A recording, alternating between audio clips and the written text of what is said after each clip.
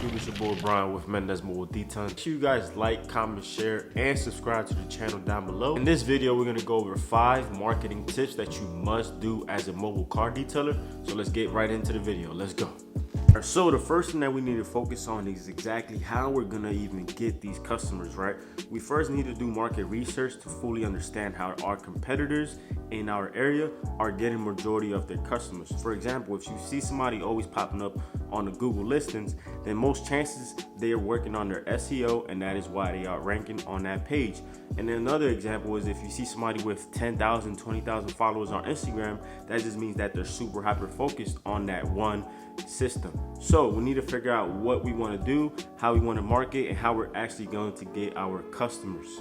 So usually there's about 2 to 3 systems, right? The first one is being paid, right? You're gonna pay for Google ads, you're gonna pay for Facebook ads, or you're gonna pay for Instagram ads, or maybe even TikTok ads, you know what I'm saying? Either way, you are paying some software or social media to promote you and your business. So that's one way.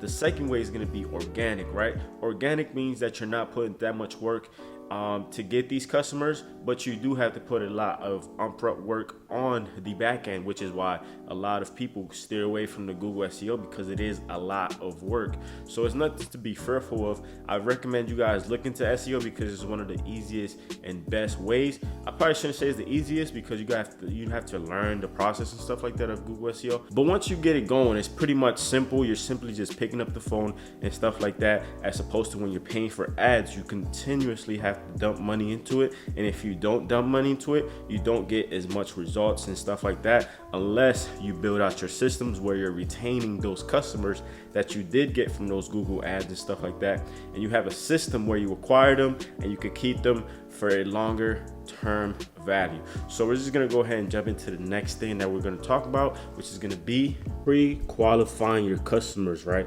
Your customers need to be pre-qualified just like they're pre-qualifying you as a car detailer, right? They're looking at you, they're looking at your reviews, they're looking at your work, they're looking at what kind of cars you've done, right? They're pre-qualifying you, right? But we also need to do the same thing as a business, right? We need to pre-qualify them. You know, we have to ask them, hey, what's your budget?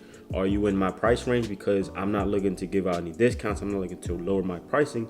So are you able to afford my pricing and my services? I need to pre-qualify the customers, right?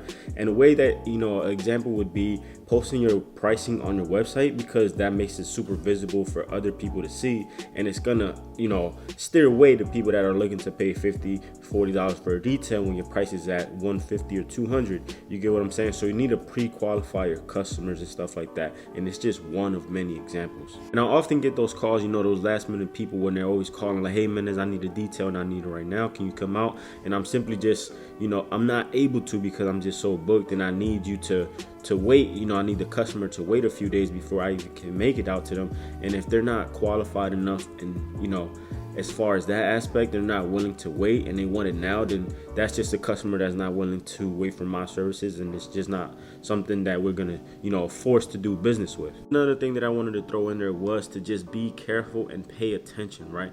Pay attention to how customers react when you tell them a price. Pay attention how, you know, they perceive your value. Pay attention how they react when your work is done. Just pay attention, because your customers are gonna give you feedback that you need.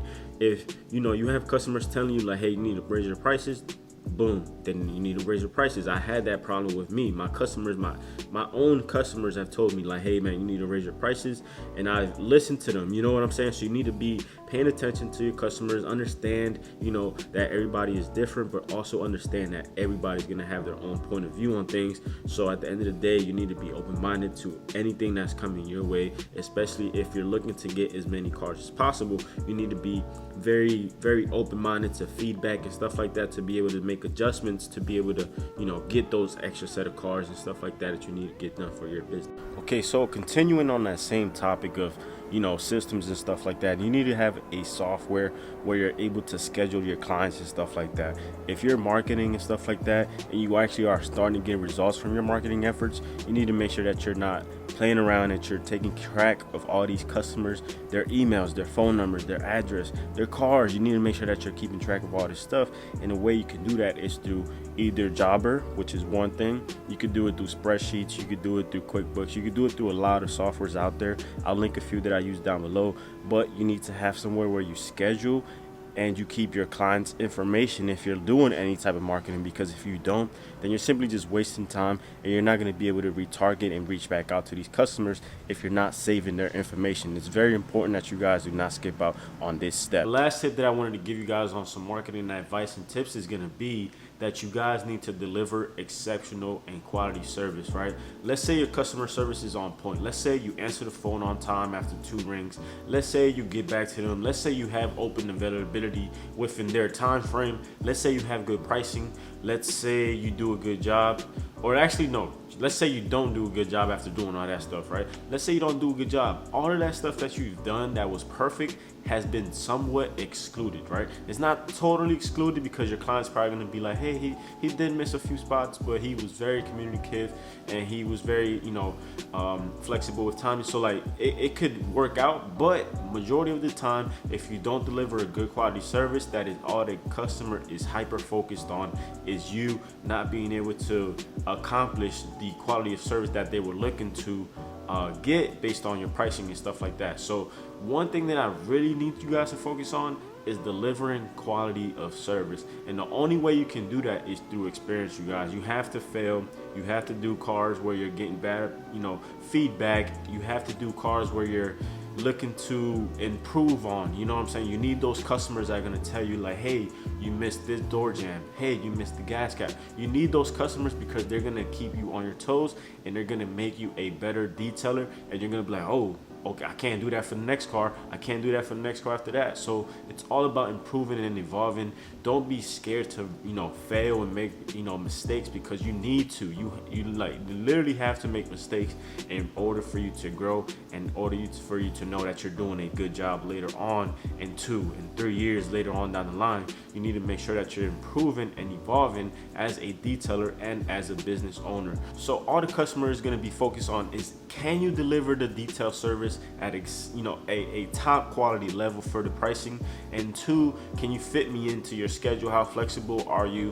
What your prices are and stuff like that. And they're also going to be focused on the customer service. How do you present yourself when you arrive? Are you on time? Are you behind? Did you communicate that you were going to be late today? They're going to be also very hyper focused on giving your customer a overall great experience, because if you're not, then it's not going to help you at all. So another important tip that I want to end here with is going to be a way to help you guys get some tips and stuff like that. And I know I don't really make videos and stuff like that as much as I have to, but I wanted to give you guys as much value in this video because that's what we're here for. So like I mentioned, right, a good way to get tips, you guys, like if you're doing a good detail, you're delivering a quality service, everything is running out perfect, the icing on the cake is simply walk your clients over what you've done.